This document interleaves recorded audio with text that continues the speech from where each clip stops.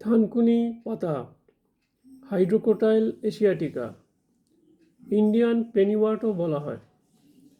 এটি খুব উপকারী ভেষজ গাছ।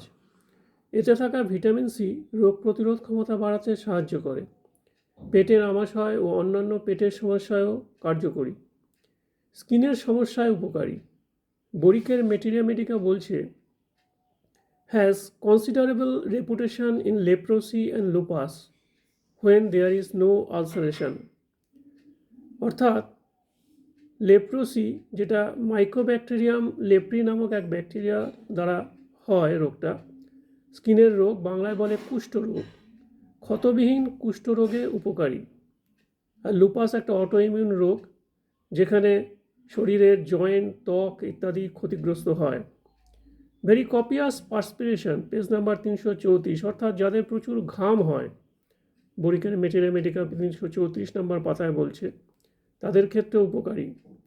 বরিক আরও বলছেন স্কিন সেকশনে, বরিকের thickening of epidermal layer and exfoliation of scales, অর্থাৎ ত্বকের বাইরের স্তর যদি পুরু হয়ে ওঠে, ত্বকের ওপর থেকে খোলস ওঠে, সেক্ষেত্রে কার্যকরী। পায়ের তলায় চুলকানি, ব্রণ, এলিফ্যান্টিয়াসিস বা গোদ ইত্যাদিতেও কার্যকরী। ক্লার্কের ম্যাটেরিয়া মেডিকা বলছে লিভার, মিউকাস মেমব্রেন, নার্ভের সমস্যায় উপকারী। মুখের নানা রকম সমস্যায়, বিশেষ করে তামাটে ধরনের যদি ইরাপশন হয়, সেক্ষেত্রে উপকারী। Page number 924। এছাড়া ফ্যারিংটন বলছেন hydrocotyle in irritation of the neck of the bladder, ফ্যারিংটনের ম্যাটেরিয়া মেডিকার পেজ নাম্বার 145। অর্থাৎ যাদের বারবার ইউরিনেশন হয় বা ইউরিনেশনের সময় জ্বালা যন্ত্রণা করে, তাদের ক্ষেত্রেও উপকারী।